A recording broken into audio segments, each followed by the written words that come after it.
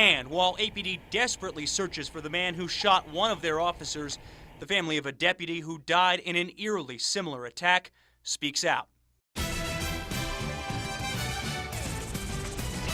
The desperate search for the man who shot an Albuquerque police officer continues tonight. Good evening, I'm Alex Goldsmith. Police released pictures of the suspect today, hoping somebody will recognize the man shown and help get him into custody. News 13's Cole Miller has been tracking this story all weekend. Cole? Alex, that officer Lou Golson was shot twice and he is still in the hospital recovering tonight. Even though Golson's lapel camera was rolling when he was shot, police have not identified his shooter. This was the scene in northeast Albuquerque yesterday morning after an officer was shot during a traffic stop of a suspected drunk driver.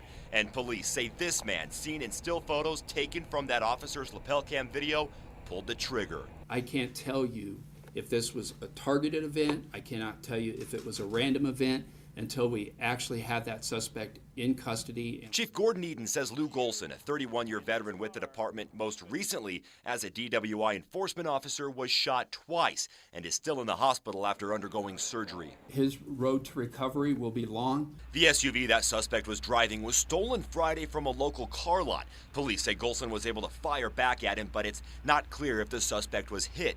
It's also not clear how many shots were fired. Police say they did find the suspect's gun at the scene.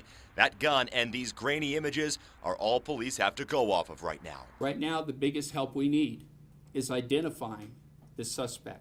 Eden says the full lapel video, which APD said it would release today but didn't, is in the hands of the FBI, who's working to enhance the quality. For one New Mexico family, Saturday's shooting is like deja vu. Every time that one of these officers gets shot or hurt, it hurts us too. Jim McGrain's son, James McGrain Jr., a Bernalillo County Sheriff's deputy, was shot and killed by Michael Astorga during a traffic stop in 2006. It brings back old memories. Since his death, they've started the Officer Street Survival Training Program, and so far, more than 3,500 officers have taken that class. Tonight, the McGrain family is thinking of Golson and his loved ones. We are praying for him. Hope he gets well and heals and be able to get back on his feet where he can get back on the job. Eden would not elaborate on Golson's injuries today other than to say they're serious and he'll likely have to undergo more operations in the future. Now, police are urging anyone who has any information in this case to come forward. The feds are offering $7,000 reward in this case. Alex, back to you. Okay, Cole, thanks. APD has teamed up with other agencies around the city and state as they look to find that shooter. The U.S. Attorney's Office is considering federal charges in this case.